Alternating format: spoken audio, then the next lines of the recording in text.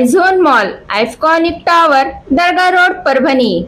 Urgent required store manager, male या female, एक post. Qualification graduate साथ ही MBA। काम का तजुर्बा 10 साल और मैनेजर का तजुर्बा 3 साल। सेल्स पर्सन मेल या फीमेल, 12 पोस्ट। क्वालिफिकेशन 10वीं पास, काम का तजुर्बा 3 साल। बिलिंग एग्जीक्यूटिव, मेल या female, 3 post.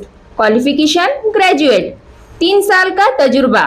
Inventory operator, mail या फीमेल, एक पोस्ट। क्वालिफिकेशन ग्रेजुएट, 3 साल का तजुर्बा। 7 गारमेंट शॉप या मॉल का तजुर्बा जरूरी। इंटरेस्टेड कैंडिडेट अपना रिज्यूम इस मेल ID पर भेजे gc4jobs@gmail.com। व्हाट्सएप पर कॉल भी कर सकते हैं या डिटेल भी भेज सकते हैं। WhatsApp number 8600625627। Good afternoon, all of you. I welcome you all to this press conference by the Election Commission of India to announce the schedule for the state assembly elections in Maharashtra and Jharkhand. We have with us on the dais Honorable Chief Election Commissioner Shri Rajiv Kumar ji, Honorable Election Commissioners Shri Gyanesh Kumar ji and Dr. Sukhbir Singh Sandhu ji. We also have with us on dais Senior Deputy Election Commissioners and Deputy Election Commissioners of the Election Commission of India. I am Anuj Chandak, Joint Director Media for the Election Commission. The format of the press conference will be as follows. There will be a brief address by the Honorable CEC along with a very informative presentation. The copy of presentation will be shared with you along with the press note and all of the details after the press conference conclude. After the address by Honorable CEC, we will be having a question and answer session. I would request all of you to kindly raise your hand and the mic will come to you. Kindly introduce yourself, your name and organization and ask your question. Thank you so much. Now I would request Honorable CEC to kindly address the media. माननीय निर्वाचन आयोग Shri Gyanesh Kumar ji on my right side, निर्वाचन आयोग doctor Sukhbir Singh ji Sandhu on my left, आयोग के वरिष्ठ अधिकारीगण और मीडिया के सभी फ्रेंड्स और इस प्रेस कॉन्फ्रेंस में जुड़े हुए सभी हमारे वोटर्स, आप सबका इस प्रेस वार्ता में स्वागत है। We welcome you all at this press conference which is about the declaration of the schedule for the ensuing state assembly elections in Maharashtra and Jharkhand. Friends, मैं इस वार्ता को शुरू करने से पहले चुनाव आयोग की तरफ से और आपके माध्यम से सर्वप्रथम हरियाणा और जम्मू कश्मीर के सभी मतदाताओं को, वोटर्स को चुनाव में बहुत ही सशक्त दमदार पार्टिसिपेशन के लिए मुबारकबाद देना चाहता हूं, धन्यवाद करना चाहता हूं।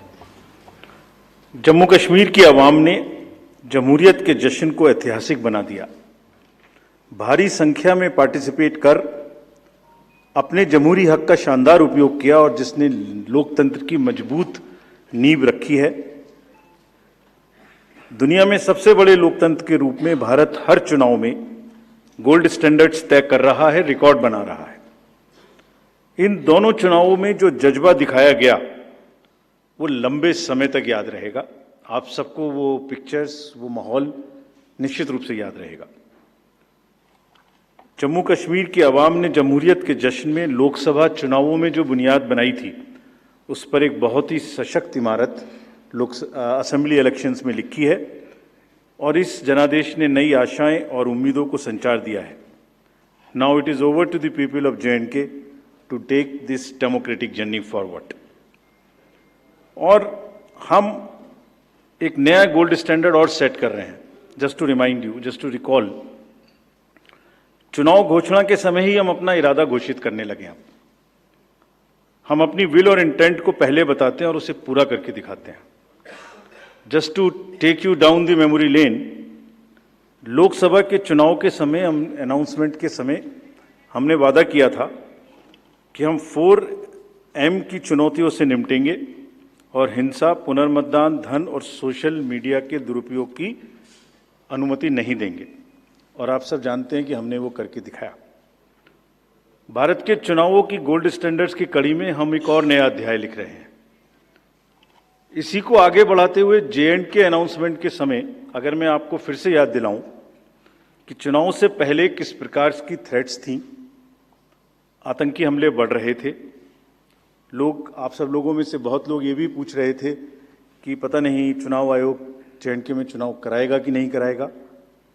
और 16 अगस्त को जब चुनाव की घोषणा का समय था तो इसी प्लेनरी हॉल में हमने अप फ्रंट और बोल्ड वादा किया था, और मुझे याद है मैंने कहा था कि जमहूरियत के जश्न में आपकी शिरकत दुनिया देखेगी नापाक इरादों की शिकस्त की कहानी।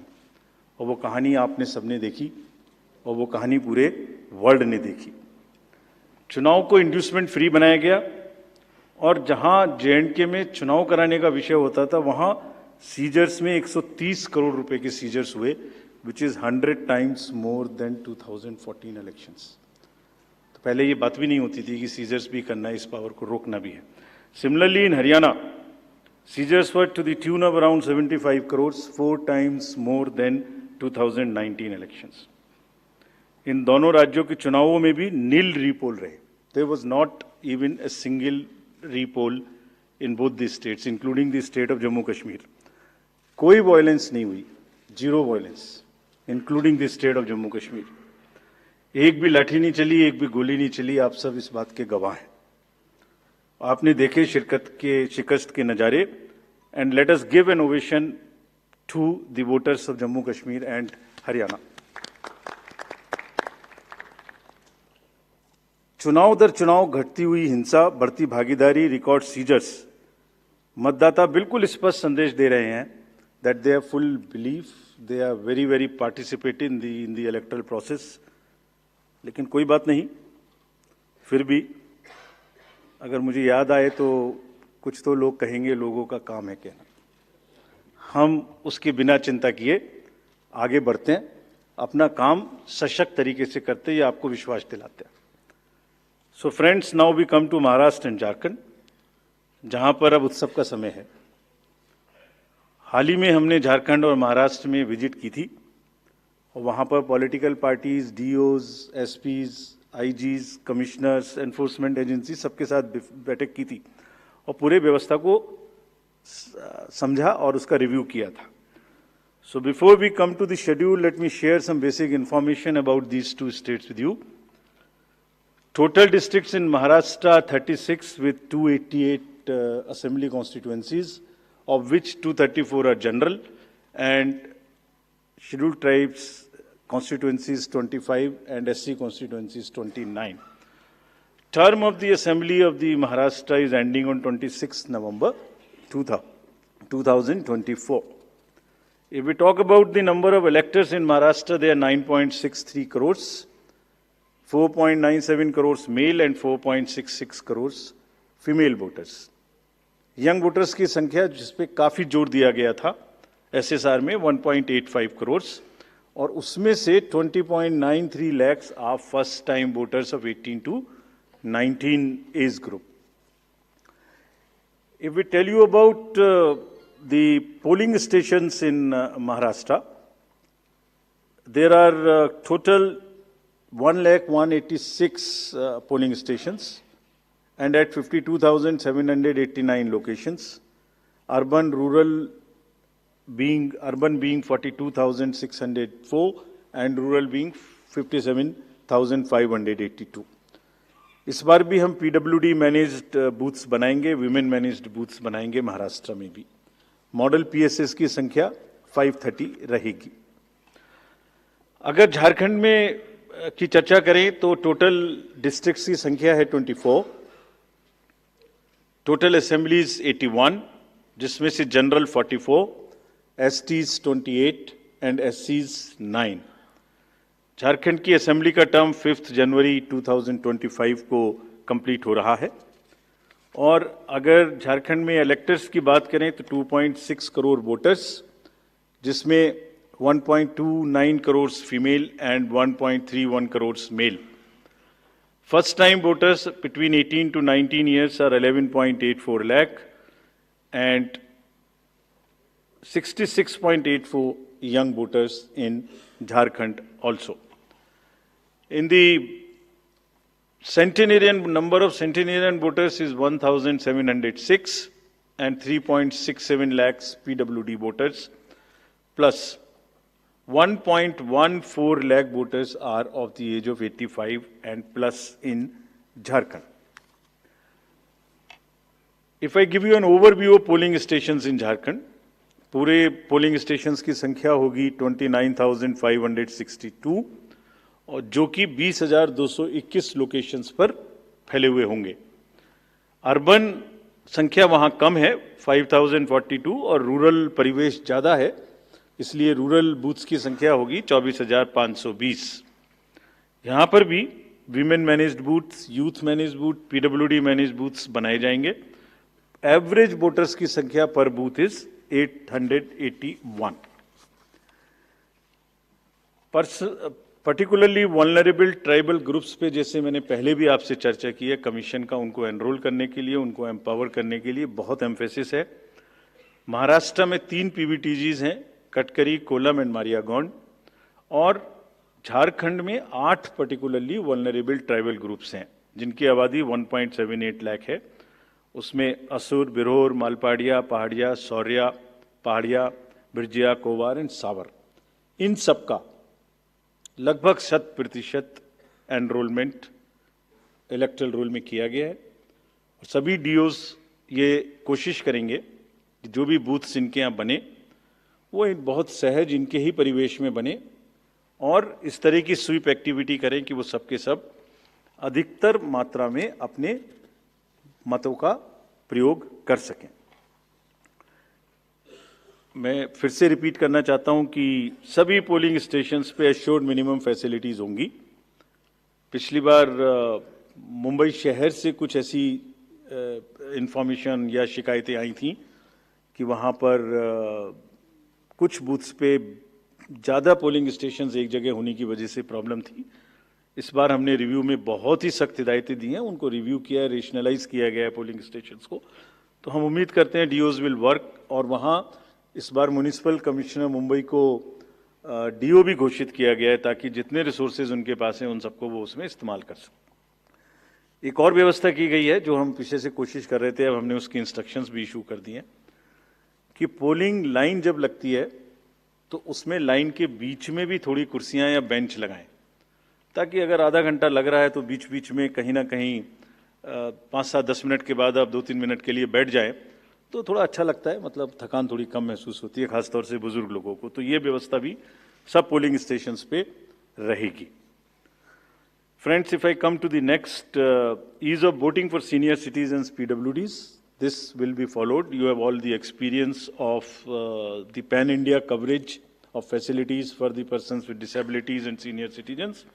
हर senior citizen जो 85 years से ऊपर हैं, उनको घर से वोट देने की सुविधा उपलब्ध रहेगी। फॉर्म 12D वितरित किए जाएंगे सबको, और जो भी उसको भर के देते हैं उनके पास में हमारी टीम वोट लेने जाएगी और जाने के समय में सभी कैंडिडेट्स को लिखित में उस रूट चार्ट का और उस जगह की सूचना देगी ताकि वो साथ में एकम्पनी कर सकें और उनको ऐसा महसूस ना हो कि किसी के घर पर किसी ने प्राइवेसी ऑफ द वोट को नहीं मेंटेन किया। They are entitled, they are welcome to participate and go along with the polling parties to the houses of the senior citizens and PWDs. और पूरी जो व्यवस्था है उसकी videography of course goes without saying will be done so that there is a foolproof record. वैसे भी पूरे चुनाव में आप जानते हैं कि कोई भी प्रक्रिया ऐसी नहीं है जिसमें वीडियोग्राफी ना होती हो, जिसका रिकॉर्ड ना रखा हो, सो दैट जहां पर कैंडिडेट्स पार्टिसिपेट ना करते हो और जहां पर वीडियोग्राफी ना होती हो। So every process of this can always be checked and seen. जैसे क्रिकेट में एक्शन रिप्ले होता है, तो अगर वहां गेम के समय एक्शन रिप्ले नहीं हो सकता तो बाद में हर जगह हर प्रोसेस की वीडियोग्राफी को देखा जा सकता है। इसी प्रकार से जो नेक्स्ट अगर मैं आपको बताऊं तो जो टेक्नोलॉजी है उसका हम फिर से बहुत यूज करेंगे। वोटर हेल्पलाइन ऐप में सभी वोटर्स अपनी सारी डिटेल्स देख सकते हैं, वो कहाँ मतदाता सूची में कहाँ नाम है, कहाँ फैमिली टुगेदर है, कहाँ उनको पोलिंग स्टेशन है, वो सब चीज़ देख सकते हैं। CVIGIL of course we have been very enthused जैसे लास्ट पार्लियामेंट्री इलेक्शन में हमारे 10,000 करोड़ के सीजर्स हुए, जैसे मैंने अभी बताया J&K एंड हरियाणा में भी रिकॉर्ड सीजर हुए. We are sure that in Jharkhand and Maharashtra also the voters, the enlightened voters will inform us on C-Vigil about any malpractice which they notice in their area, and we will reach there in 90 minutes to handle it. सभी candidates जिनकी criminal background है उन्हें अपनी सूचना देनी पड़ेगी 3 बार papers में, और सभी voters as a matter of right can see on our app which is KYC Know Your Candidate. हमने जो मीटिंग्स, मैं आपको सिर्फ सारांश में ये बताना चाहता हूँ कि जो मीटिंग्स हमने झारखंड और महाराष्ट्र में की, तो डीओज स्टेट एजेंसीज को बहुत ही सख्त हिदायतें दी हैं. मतलब बहुत ही सख्त मीन्स बहुत ही सख्त कि वो हर तरीके से फ्री एंड फेयर इलेक्शंस कराएंगे, हर तरीके से लेवल प्लेइंग फील्ड को एस्टेब्लिश करेंगे.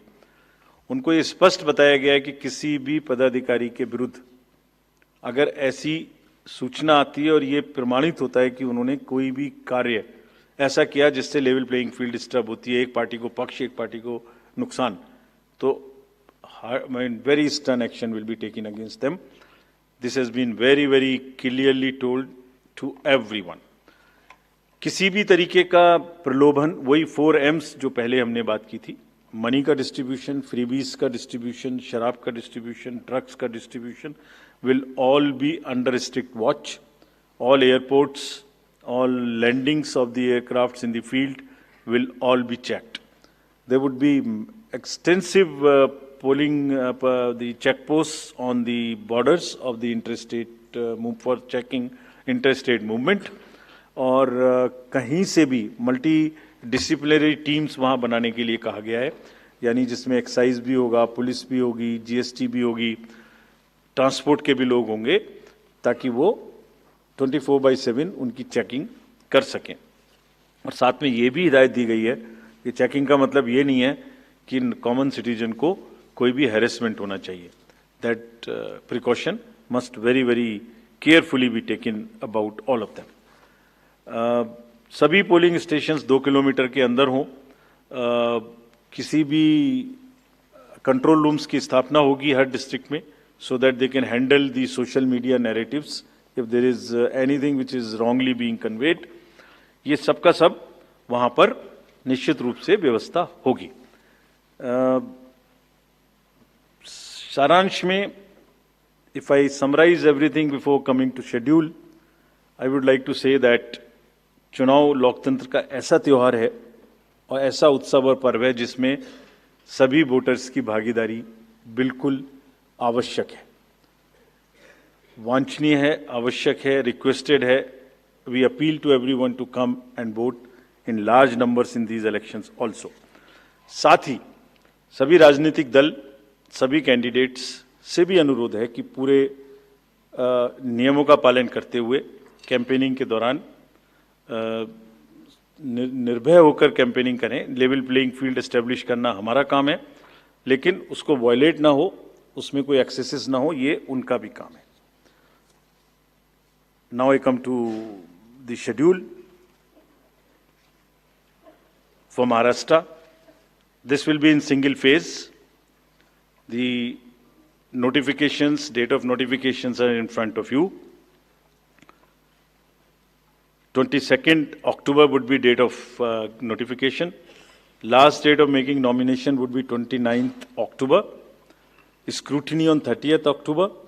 And last date for withdrawal 4th, and date of poll in Maharashtra would be 20th 11. Counting would be on 23rd 11 24, and you will notice that date of poll is Wednesday. This is deliberately, which lot of scheduling, whatever goes into scheduling, we have tried that it is midday so that issue of urban apathy is handled. And in case of urban apathy, we are really very concerned. We want to make appeal through you to all our esteemed voters in the urban areas to please come and vote. It's not a healthy trend which is reflected. If I give you a brief of what is happening across the elections in the urban apathy, we will share this slide with you. If you look at various states, you look at Gurgaon, you look at Faridabad recently. Last elections, you look at Jubilee Hills, Hyderabad. You look at Bangalore South. You look at Gujarat, Gandhigram, Kolaba, Mumbai City, Pune, Thane, all are much, much below the state averages of each state. We will be conducting a special meeting of the municipal commissioners and DOs within a week's time to appeal again to do whatever we can do to motivate the voters in the urban areas, but the trends are really not good. If I show you the Lok Sabha, that was the Lok Sabha. If I show you legislative assemblies, see the lowest.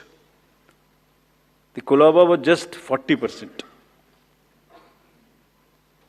62 of 64 urban ACs in Maharashtra were less than the state average in 2019. So was the case in the parliamentary elections 2024 also. And just to give you a contrast, if you compare, so what was the situation in Lok Sabha in Kalyan was 50%, Mumbai South 50%, Mumbai North, Thane, Pune, Mumbai South, everything 53%. And these were the lowest 6 parliamentary constituencies out of the lowest 10. So that's the state of the urban apathy. We would be doing everything to counter it. Last time in 24 elections, we had all celebrities, all corporates, Amul, everyone involved. We'll do it again. And we'll also, at this point, emphasize that this contrasts with a very positive trend in the constituencies like Doda, 72%, Riyasi, 74%, Punch, 74%, Rajouri, 71%. If they can go 70 plus, Kolaba can also go 40 plus.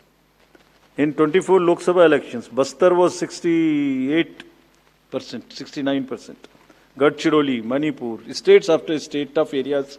So we'll be requesting through you, we'll have a special drive this time for the slum areas in urban areas and also the colonies, all alike, to have a real urban push. I do not want to name a specific thing, but there are booths in Faridabad and Gurgaon in the recently held elections. And they are the poshest places where voting has been around 20%. So again, we will be doing a lot of work on this to do whatever we can do to attract the urban voters. Now, friends, coming to Jharkhand. Jharkhand एक बहुत ही समृद्ध state है, बहुत ही उसकी विरासत है और वहाँ पर हम फिर से अपील करेंगे कि सब वोटर्स अधिक से अधिक मात्रा में वोट दें. Schedule would be like this. Jharkhand would be in 2 phases. The date of poll, first phase would be on 13th November, and the second phase would be along with Maharashtra on 20th November. So the date of issue of notification for Jharkhand phase 1 would be 18th, and for phase 2 would be 22nd, along with Maharashtra. Nominations for phase 1 would be till 25th of October, and for phase 2, 29th. This slide we will share with everyone. And date of poll would be 13th November and 20th November, both Wednesdays. And date of counting would be 23rd 11, that is Saturday. With this, we end our presentation with the request that through you, that all the voters of Jharkhand and Maharashtra कृपया बाहर आइए, कृपया vote करिए.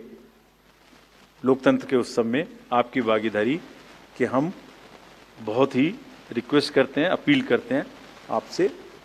Thank you very much. So by elections. So we will come back. We'll come back. So Okay. Sorry. By elections also. By elections. We have 48 ACs and 2 PCs in 15 states. they will also undergo the elections this time. All the 48 ACs and 2 PCs, the schedule would be like this. All the except 1 AC and 1 PC, where because of the festivities in some region, all 47 ACs and 1 PC of Kerala would undergo the election along with the phase 1 of Jharkhand. The same schedule. 13th November would be date of poll. And only for 2 ACs, one for assembly and one for parliament. That is Kedarnath in Uttarakhand, because on 12th there is gazetted holiday and dispersal of the parties takes place on that day. Therefore, it is on 20th. And similarly for Maharashtra, except that everything would be during the first phase. Thank you very much. Thank you. Thank you, sir, for the very comprehensive briefing. Now we will take questions from the media. Please, the gentleman in the blue shirt, please. Thank you. Sir, मेरा नाम प्रशांत लीला रामदास है। मैं news 18 लोकमत से हूँ और मेरा एक सवाल इस तरह का है कि कांग्रेस ने डिमांड की थी जो वहाँ के पुलिस महासंचालक है रश्मि शुक्ला, इनको हटाने को लेकर, इसको लेकर आयोग क्या सोच रहा है और उस पर क्या निर्णय होगा? Question from that side also, from the pink shirt, second row, Mr. Shailesh Yadav. This was about DG.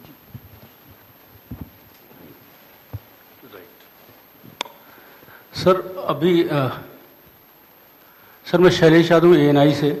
अभी हाल ही में चुनाव संपन्न हुए हैं जम्मू कश्मीर और हरियाणा में, और लोकसभा इलेक्शन के बाद देखा गया है कि एग्जिट पोल जो हैं एकदम उल्टे रहे हैं या जो है एकदम गलत साबित हुए हैं, और इसको लेके पब्लिक में सवाल ये उठता है कि एग्जिट पोल में तो सरकार इनकी बन रही है और नतीजा उल्टा है, उस पर EVM पे सवाल उठाए जाते हैं, जिसकी शिकायत आपसे कुछ पार्टियों ने करी थी जिनका एग्जिट पोल में ये था कि सरकार बन रही है और जब EVM का रिजल्ट आया तो सरकार बदल गई।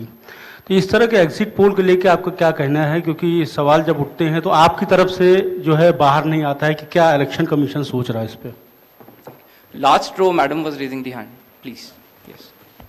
So just wanted a clarification for the assembly constituencies and parliamentary constituency by polls. So it's Wayanad and Nanded, the 2 parliamentary constituencies voting, right? Yes. Yes. Yes. There is a EP. There is a EP pending. Yeah. Gentleman in the, yes, please. Sir, I am Sandeep Rajgolkar from TV9 Marathi. मेरा सवाल ये है, जो अभी जो सरकार में जो पॉलिटिकल पार्टीज है उनको अब मिले, अपोजिशन को भी मिले, उन्होंने मांग की थी, जो पार्टी अभी सरकार में है उन्होंने मांग की थी कि एक फेज में ही वोटिंग हो, और अपोजिशन ने तब टीका पर की थी उन पर कि 2 या 3 फेज में होना चाहिए। तो उनकी मांग थी इसलिए किया क्योंकि छोटा हो के भी झारखंड में वहां पे 2 फेज है और महाराष्ट्र में 1 ही फेज है। We have gentlemen in the first row, please. Good evening sir. सामने सर। मोहित दुबे न्यूज़ नेशन से हूं सर। मेरा सवाल ये है कि EVM को लेके पहले भी आपने बयान दिया है, लेकिन एक बार फिर से EVM को लेके शिकायतें विपक्षी दलों ने हरियाणा को लेके की है, बैटरी को लेके शिकायत की गई है। तो आप हमेशा ये कहते रहे कि निष्पक्षता के साथ हम चुनाव करवाते रहें, तो ऐसे लोगों को आप क्या जवाब देंगे, ऐसे लोगों को आप क्या कहेंगे जो EVM को लेके आपसे शिकायत करते हैं और इस बार बैटरी को लेके शिकायत की गई है? इसको पहले इतने प्रश्न जवाब दे देता हूँ। पहला प्रश्न था DG महाराष्ट्र के बारे में। So DG's appointment in any state is governed by the procedure where the name of the senior most officers are sent to the UPSC. UPSC selects the person, and there is a Honorable Supreme Court decision on this in Prakash Singh's case. The entire issue of this will be handled as per the legal pronouncements governing the subject. This name has been cleared by UPSC, but however, exactly what has been dictated, what has been ordered in this Honorable Supreme Court's order, this case will be handled according to that. Somebody asked about 2 phases in Jharkhand and 1 phase in Maharashtra. Do you remember how many phases were in Jharkhand last time? 5. And now you are asking about 2 also. There are factors in Jharkhand which are about the Naxal areas and others. There are concerns, therefore there are 2. And Maharashtra was 1, it is 1. Exit polls. Actually, I didn't want to touch this subject, but since you are asking.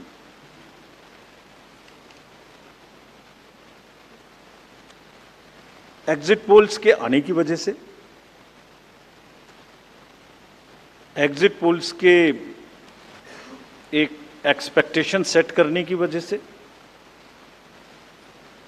एक बहुत बड़ा, let me explain, एक बहुत बड़ा distortion पैदा हो रहा है। ये आप सब लोग यहाँ हैं, ये एक आत्मचिंतन का और आत्ममंथन का भी विषय है प्रेस के लिए, खासतौर से इलेक्ट्रॉनिक मीडिया के लिए।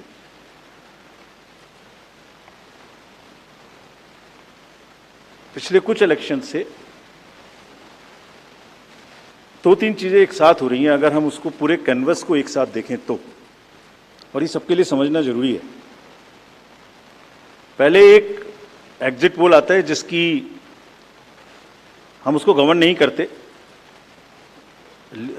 जो एस्टेब्लिश्ड रिजीम है, स्टैट्यूटरी एंड जुडिशियल रिजीम, उसमें हम उसको गवर्न नहीं करते। लेकिन एक खुद के आत्मचिंतन की जरूरत जरूर है कि वो उसका सैंपल साइज क्या था, उसका सर्वे कहाँ हुआ, उसका रिजल्ट कैसे आया। अगर मैं उस रिजल्ट से मैच नहीं किया तो मेरी क्या रिस्पॉन्सिबिलिटी है, कहीं कोई डिस्क्लोजर्स हैं कि नहीं है, ये सब देखने की जरूरत है बहुत सख्त। there are bodies which govern this. There is NBSA, there are other bodies which self-regulate, and I am sure the time has come that the associations, bodies which govern will do some self-regulation. Because इसी से जुड़ा हुआ दूसरा विषय है जो कि बहुत ही इंपॉर्टेंट है। जिस दिन पोलिंग खत्म हुई उससे रफली 3rd डे काउंटिंग होती है। तो आज शाम को 6 बजे से एक एक्सपेक्टेशन राइज हुई, सबने सोचा ये होने वाला है, जिसका कोई साइंटिफिक आधार, जिसका कोई लीक पब्लिक में डिस्क्लोजर में नहीं है। जब काउंटिंग का समय शुरू होता है तो 8:05 और 10 मिनट से रिजल्ट्स आने शुरू हो जाते हैं, विच इज नॉनसेंस। आप बताइए, मेरी पहली काउंटिंग 8:30 बजे शुरू होती है और हमारे पास प्रमाण है इस बार कि 8:05, 8:10, 8:15 पर आने लगा, इतने की लीड, इतने की लीड, इतने की लीड, इतने की लीड। ऐसा तो नहीं है, I am just posing question, we are not gone into this, but ऐसा तो नहीं है कि एग्जिट पोल को जस्टिफाई करने के लिए वो शुरू में ट्रेंड्स आ गए कि हमने तो ऐसा कहा था, वैसे ही ट्रेंड हो रहा है, बाद में जो होगा वो होगा। और अचानक से पहला रिजल्ट एक राउंड का 8:30 बजे जब काउंटिंग शुरू हो रही है तो 9 बजने में 10 मिनट, 9 बजने में 5 मिनट से पहले 20 मिनट भी लगेंगे एक राउंड में, तो आ ही नहीं सकता। और हम उसको 9:30 बजे वेबसाइट पे डालते हैं, 9:31 पे। एग्जैक्टली कभी भी देख लीजिए, एक के बाद एक। 9:30 पे हम उसको अपनी वेबसाइट पे डालते हैं, फिर 11:30 पे डालते हैं, फिर 1:30 पे डालते हैं। चलिए, आपके कोई कॉरेस्पॉन्डेंट वहाँ मौजूद थे, उन्होंने पहले बता दिया। प्रोसेस काउंटिंग में रिजल्ट को स्क्रीन पे दिखाना पड़ता है, एजेंट के साइन लेने पड़ते हैं, ऑब्जर्वर से जस्टिफाई कराना पड़ता है, तो ऑफिशियल साइट पे आने में आधा घंटा लग सकता है। लेकिन 9 बजे से 9 बजने में 10 मिनट से पहले कैसे आते हैं? और उससे क्या होता है, एक तो एक्सपेक्टेशन है एग्जिट पोल्स की, उसके बाद 8:45 बजे तक मैंने दिखा दिया उसी के मापदंड से कि वो लीड कर रहे हैं लोग। तो वास्तविक रूप से जब वो एक्चुअल रिजल्ट्स आने शुरू होते हैं तो एक मिसमैच होता है, and that mismatch is also giving this can lead to serious issues sometimes. Even the gap between expectation and achievement is nothing but frustration. So ये एक विषय ऐसा है जिस पर हम तो नहीं, हमारे हाथ बंधे हुए हैं, लेकिन एक कुछ ना कुछ मंथन की, कुछ ना कुछ, एंड आई एम श्योर जब जब इस देश में, जब जब कंट्री में इस तरीके की जरूरत होती है तो एक सेल्फ करेक्शन हो जाता है, तो सभी रिस्पॉन्सिबल लोग इसका सेल्फ करेक्शन जरूर करेंगे, I am sure about it. EVM के बारे में आपने फिर से पूछा।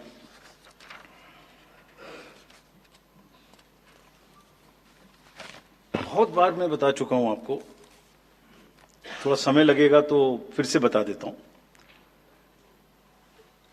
6 महीने, लगभग 5-6 महीने फर्स्ट एफएलसी शुरू होती है ईवीएम की। मैं 2 बात बता रहा हूं, बस मोटी सी 2 बात, बाकी सब आपको मालूम है। वो टेम्पर नहीं हो सकती, उसमें कोई कनेक्शन नहीं हो सकता। अभी लोग पूछते हैं जब पेजर से उड़ा देते हैं तो ईवीएम को कैसे हैक नहीं कर सकते, ये भी पूछते हैं। जब कोई किसी कंट्री में पेजर से उड़ा दिया तो ईवीएम हैक हो जाएगी। अरे भाई, पेजर कनेक्टेड होता है, ईवीएम कनेक्टेड नहीं होती। एनीवे, 2 बात मोटी मैं आपको बताता हूं, बहुत मोटी। 5-6 महीने पहले एफएलसी होती है, first level checking of the EVMs, और मेरे पास में एक पूरा रिकॉर्ड है। ये हम जो भी ईवीएम की शिकायतें बाय द वे आई हैं, वो हमारे पास 20 शिकायतें आई हैं। हर 20 शिकायत का हम इंडिविजुअल जवाब देंगे, फैक्ट बाय फैक्ट। तो इसमें कोई डाउट नहीं है। We will convey to each candidate to assure, this is our duty. Actually हमारी ड्यूटी है कि अगर कैंडिडेट ये पूछ रहे हैं कि आप बताइए, तो हम उन्हें बताएंगे, निश्चित रूप से बताएंगे, लिख के बताएंगे, पूरा डिटेल्ड बताएंगे और जल्दी ही बताएंगे। तो I am not going into individual cases, और उन सबको पब्लिश भी कर देंगे ताकि आप सबको भी पता लग जाए। But first level checking, randomization, second randomization, storage में रखना, स्टोरेज से बाहर निकालना, कमीशनिंग करना, कमीशनिंग के बाद वापिस स्टोरेज में रखना, फिर उसको पोलिंग डिस्पर्सल के दिन ले जाना, फिर उसको बूथ पे पहुंचाना, बूथ पे पूरा दिन वोटिंग कराना, फिर सील करना, फिर वापस स्टोरेज में रखना, फिर काउंटिंग के दिन निकालना, फिर पूरे दिन दिखाना। इसमें हर समय पर पॉलिटिकल पार्टी या उस कैंडिडेट या उसका एजेंट मौजूद रहते हैं। जब मशीन में कमीशनिंग होती है, उस दिन उसमें बैटरी डाली जाती है। पहले आया था, पहले और बहुत सारी चीजें आई थी कि वो हैक हो सकती है, उसका वोट इधर डाला तो इधर जा सकता है, कुछ हो सकता है। ये पहली बार आया। अब हम ये भी सोच रहे हैं कि इससे अगला क्या आएगा, हम नहीं समझ पा रहे इससे अगला क्या आएगा, बट लगता है अगला भी कुछ आएगा, रुकेगा नहीं। मतलब कितनी बार।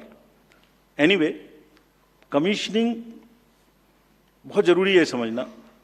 वोटिंग से करीब 5 या 6 दिन पहले कमीशनिंग होती है। 5-6 दिन पहले उस दिन मशीन में सिंबल पड़ते हैं। तो अब मशीन में अभी तक नई बैटरी उस दिन एक डाली जाती है, और सील करके उस बैटरी पे भी कैंडिडेट के एजेंट्स के दस्तखत होते हैं। छोड़िए, मशीन पे तो होंगे ही होंगे, हमें भी नहीं पता, हमने भी पता नहीं कब बनाया था ये नियम, हमारे काम आ रहा है अभी कि वो बैटरी पर भी एजेंट के दस्तखत हों। और अब कमीशनिंग के बाद, क्योंकि 5 ही दिन बचे हैं और इसमें सिंबल लोड हो चुके हैं, ये उनके सामने में स्ट्रांग रूम में जाएगी, डबल लॉक लगेगा, 3 लेयर की सिक्योरिटी रहेगी, 3 लेयर की, जिसमें सीएपीएफ भी शामिल होगी, मस्ट है। ऑब्जर्वर होंगे। उसके बाद जब वो पोलिंग के डिस्ट्रीब्यूशन के दिन निकलेंगी, उस दिन फिर यही प्रोसेस होगा, सारा प्रोसेस वीडियोग्राफ होगा। यानी वीडियोग्राफ होने के बाद फिर वो फील्ड में पहुंचेंगे, सेक्टर मजिस्ट्रेट साथ में रहेंगे, फिर कैंडिडेट के एजेंट साथ में रहेंगे, फिर वहां पहुंचेगी, फिर कहेंगे भाई देख लो इसको, सब ठीक है, जो आपको नंबर दिया, हाँ, और उसके नंबर भी सबसे शेयर किए जाएंगे। इस नंबर की मशीन इस बूथ पे जाएगी। फिर जब वो बूथ पे पहुंच गई तो कहें भाई मिला लो आप, उसी नंबर की है कि नहीं है, वोट भी डाल के देख लो 50 कि ठीक है कि नहीं है। किसी ने 50 डाले, किसी ने 20 डाले, किसी ने कहा नहीं हमें ठीक है, हम नहीं डालेंगे। किसी स्टेज में किसी बूथ पर 20 कैंडिडेट हैं, किसी पर 5 कैंडिडेट हैं, किसी पर 5 ने कम वोट डाले, किसी ने ज्यादा डाले, बैटरी उसी हिसाब से यूज। फिर पूरे दिन वोटिंग हुई, तब एक एक वोट का हिसाब रखा, फिर बंद हुआ। बंद होने के समय में एंड ऑफ क्लोज ऑफ पोल में फिर से दस्तखत कराए, फिर से हिसाब लगाया कितने वोट पड़े, फिर से फॉर्म 17C दिया। उसको कितना दिखाएंगे, कौन दिखाता है इतना, बताइए। कोई एक प्रोसेस कंपैरेटिव बताइए पूरी कंट्री में जहां public disclosure disclosure disclosure participation participation इतना अधिक हो, कोई ये बताइए प्रोसेस।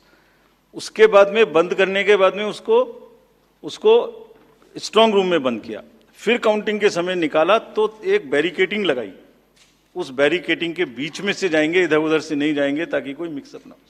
अच्छा, मिक्सअप कैसे होगा? वो नंबर हमने आपको दिया हुआ है, जब काउंटिंग में पहुंचे तो फिर कहें भाई चेक कर लो, फिर 17C से चेक कर लो, round wise round this is happening and there is a provision for objecting to any of the issue relating to this at any stage, which has not happened.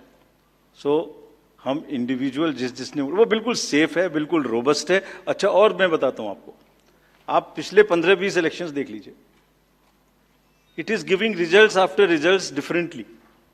जहां मतलब ऐसा नहीं हो सकता कि जब पसंद का रिजल्ट ना आए तभी गलत है, ऐसा नहीं हो सकता।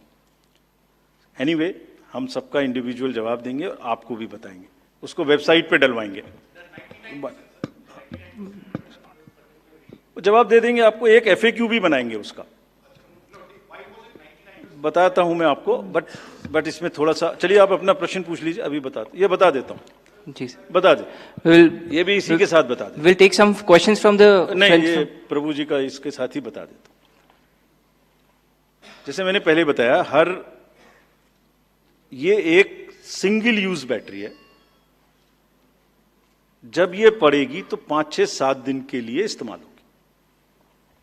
इसकी जैसे आपके कैलकुलेटर में बैटरी है, I mean it is not mobile का बैटरी जो एवरी दिन चार्ज होगी, it is like calculator battery, 5 साल तक चलती रहेगी। जब शुरू हुई तो मान लिया वो 100% थी, अब वो धीरे धीरे यूज डिसयूज, कितना एक्सटेंसिव यूज, कितना ग्राफ किया, सबसे यूज होती रहेगी 10 साल के बाद तक, 5 साल तक। 5 साल में जब बंद होगी तो पता लगा उससे पहले 3-4% थी, आपको पता नहीं लगेगा, सडनली बंद हो जाएगी। बट हमने प्रोविजन बनाया हुआ है कि जब इनिशियल ये शुरू होगी तो इसकी 2 चीज हुई, एक परसेंटेज ऑफ चार्ज, एक output. Output is in terms of voltage, it's a very low required voltage which the machines require. So anything between 7.4 to 8 volt is considered कि ये बिल्कुल परफेक्ट स्थिति में है और इसको आप डाल सकते हैं। तो it is initially marked as that yes it is okay, go ahead, 99% it is charged. Now after commissioning के समय में भी मॉक पोल की जरूरत है, पोलिंग स्टेशन में भी मॉक पोल की जरूरत है, नंबर ऑफ कैंडिडेट्स भी अलग अलग है। सो ये एवरीथिंग कैन डिफर डिफरेंटली, और जब भी वोल्टेज 7.4 से नीचे आएगी तभी ये एक्चुअल वो दिखाना शुरू कर देगी। This is how it is designed. And अगर 5.4 या कोई परसेंटेज है उसके आस 5.8, जब 5.8 पर आएगी तो ये सिग्नल देगी, जैसे गाड़ी सिग्नल देती है येलो बटन दबा के कि अब ये बंद होने वाली है, so please replace. This is what it is. But for general, जिससे कि टेक्निकल लोग भी इसका एग्जामिन कर सकें, आप लोग भी जान सकें, हम इसका एक बिल्कुल डिटेल बना के, जितना मैंने बताया इससे भी ज्यादा विस्तार में, इसको FAQ में डालेंगे। और जो भी सदस्य गणों ने, जो कंटेस्टिंग कैंडिडेट्स ने हमसे पूछा है और जो पार्टीज ने हमसे पूछा है, उनका हम बहुत इज्जत के साथ, बहुत सम्मान के साथ पूरा जवाब देंगे। और जैसे जैसे आरओज अपना अपना जवाब दे देंगे, we have asked all ROs 20 कि आप सब डॉक्यूमेंट करिए, सब बताइए कि कब कमीशनिंग हुई, सब बताइए कौन कौन साथ में था, पूरा डिटेल विस्तार बनाइए, पूरी प्रोसेस एंड टू एंड। और बनाने के बाद माननीय कैंडिडेट को आप जवाब दीजिए। दिस इज योर ड्यूटी इन लोकतंत्र। अगर कोई पूछ रहा है तो आप जवाब दें, हम उसका जवाब देंगे। और जवाब देने के बाद कंपाइल करके हम आपको भी सबको बताएंगे, इसको बताएंगे। Thank you. We will take one question from sir, media friend from Maharashtra also with us, sir. Gentleman in the third row, please. A few more last round. नमस्कार सर, मेरा नाम प्रमोद जगताप है, मैं सकाल मीडिया ग्रुप के शाम अच्छा, news. एक चीज और बता दूं, एक चीज और इसमें मैं आपको बता दूं, एक हमारा C&B का भी प्रोसीजर है, जो माइक्रो कंट्रोलर और प्रोसेसर को हम चेक कर सकते हैं। मुझे नहीं लगता कि इन 20 कॉन्स्टिट्यूएंसी से कोई भी रिक्वेस्ट C&B की आई है, कोई रिक्वेस्ट नहीं है।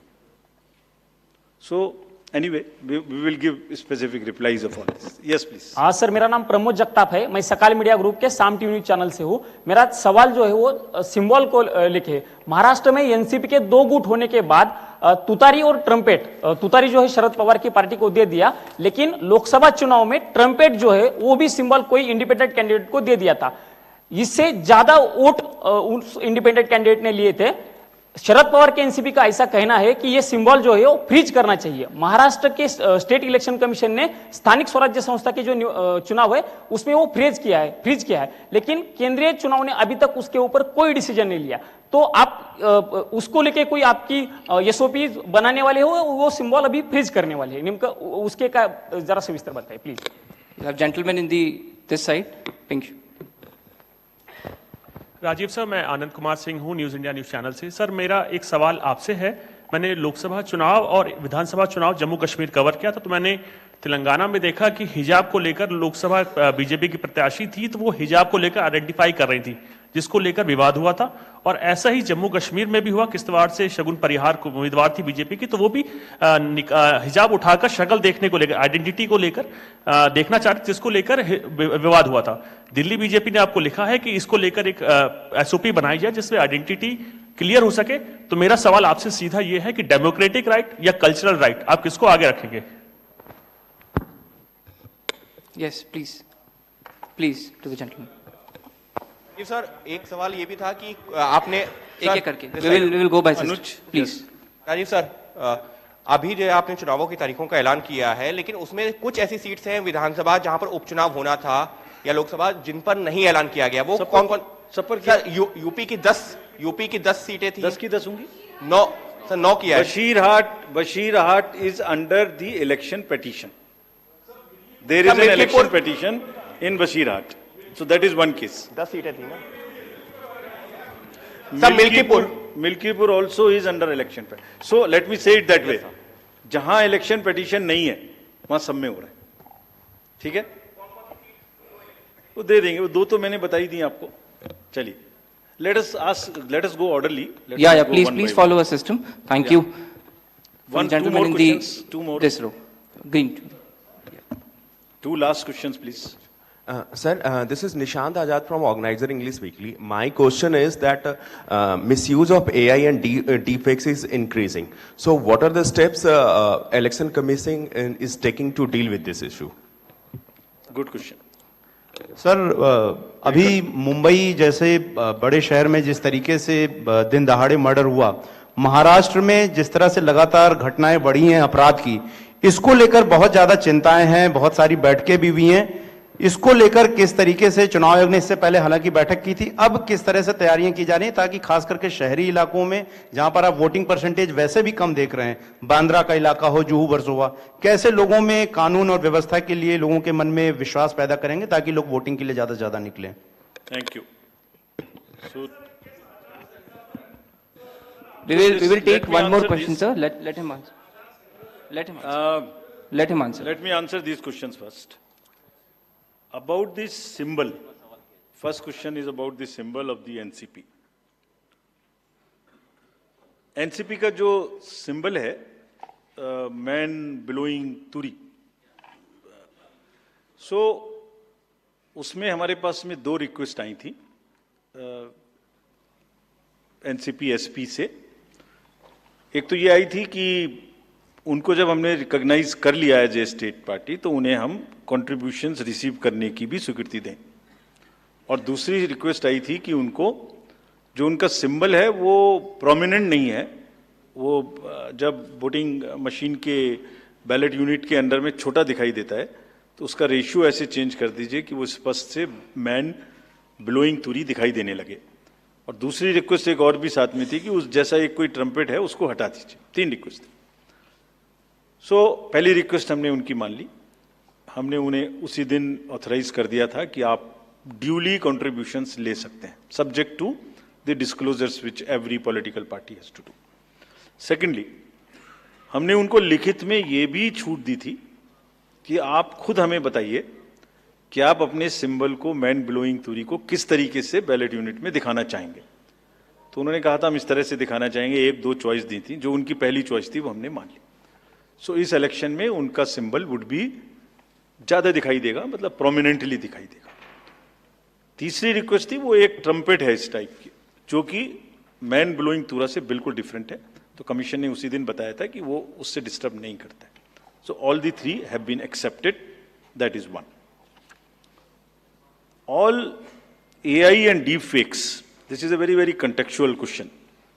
This is disturbing all the elections world over. I have said it earlier also. It's a very serious issue. हमने इसके लिए 2-3 चीजें की हैं, और आपने अगर 24 पार्लियामेंट्री इलेक्शन में देखा होगा, सो ऐसी घटनाएं हम रोक पाने में सक्षम हुए थे कि किसी की फोटो किसी के साथ लगा दी, किसी की आवाज किसी के साथ मिला दी, इस तरीके के बहुत पॉसिबल AI रिलेटेड न्यूसेंस हो सकती थी। We were able to control it essentially through the control rooms which have been set up, social media teams which have been set up in all the districts I am saying, and in police headquarters, to monitor continuously anything which is fake and take corrective action immediately. This has led to, in some cases, takedown, some cases blockade, and in some cases even criminal action wherever it was warranted. कुछ लोग हैं जो अभी भी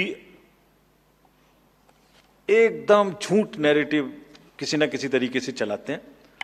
हम उसको अभी तक हमने कुछ नहीं किया है, अभी तक हमने उसको ये सोच के रखा हुआ है कि लोग खुद देख देख के समझ जाएंगे कि ये झूठ है, इसलिए we are going absolutely slow, but it has not cross the red line. The day it crosses red line, they will also be taken.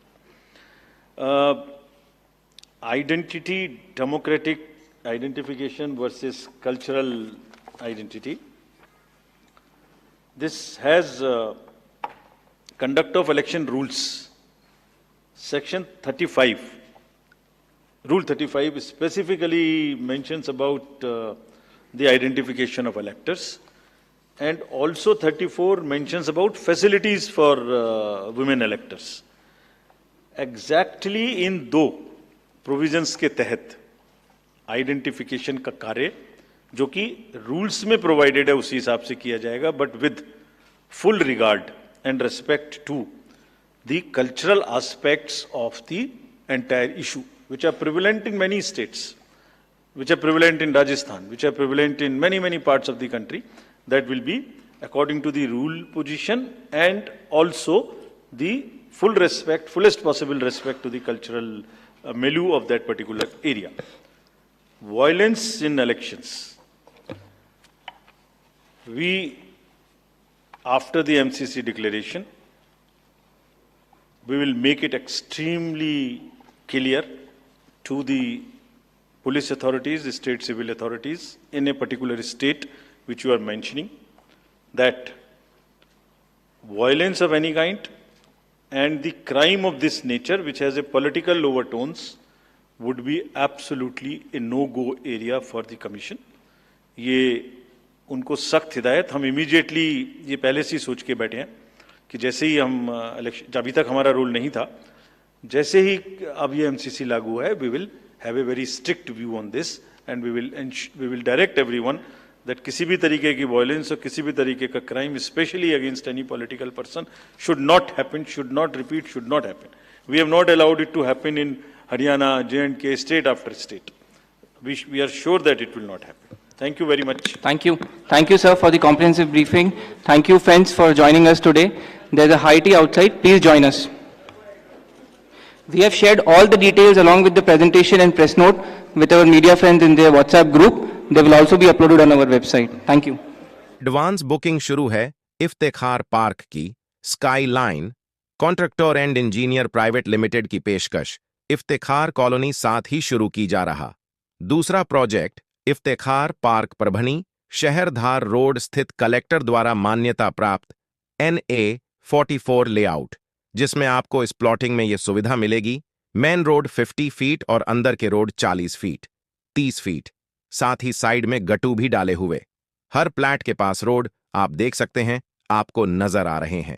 रोडों का काम भी अच्छे से मजबूती से किया गया है ताकि आने वाले 40-50 साल तक रोड नाली की दिक्कत ना आ सके।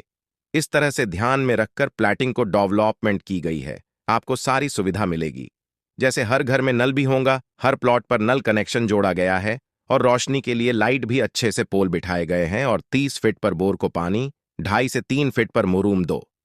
अलग अलग गार्डन जैसे लेडीज और जेंट्स के लिए आप इस वीडियो में ये नज़ारा देख सकते हैं। गार्डन कितना शानदार बनाया गया, इसमें बच्चों को खेलने के लिए खिलौने भी सेट किए गए और 4500 स्क्वायर फीट में शानदार मस्जिद भी होंगी, हवा के लिए 2 पेड़। हर घर प्लॉट के सामने इन पेड़ों में कुछ ऐसे पेड़ हैं जो 6 महीने में कलर चेंज होते हैं। मराठवाड़ा में पहली बार मुस्लिम एरिया में डेवलपमेंट देखने को मिला है। साथ ही Skyline contractor and engineer private limited company के डायरेक्टर मेराज सिद्दीकी, इनका सेकंड प्रोजेक्ट इफ्तेखार पार्क इस नाम से शुरू की गई है। ये भी इसी इफ्तेखार कॉलोनी की तरह ही डेवलप किया जा रहा है। कलेक्टर NA 44 और साथ ही एडवांस बुकिंग शुरू की गई है। इस प्लैटिंग में सिर्फ 115 प्लॉट है, जिसमें एक ही साइज 22 बाय 40 के 71 प्लॉट निकाले गए, जिसकी कीमत 13,50,000 रुपए रखी गई है इफ्तेखार पार्क की। और एक खास बात, इस प्लैटिंग से सीधे धार रोड को रास्ता भी निकाला गया है। इसमें भी लाइट नल नाली रोड और हर प्लॉट के सामने पेड़ लाइट पोल, खुद की DP, जिनकी ख्वाहिश है ताकि वो ख्वाहिशमंद भी ले सके। इफ्तेखार पार्क आमदनी और जरूरत पर ख्याल रखते हुए ये प्लॉट निकाले गए। आप भी एक बार जरूर जाकर देखें और अपने सपनों को पूरा करें। जानकारी के लिए मौलाना अब्दुल रशीद नदवी, इन्हें 9997077513 इस नंबरों पर कॉल करके जानकारी हासिल कर सकते।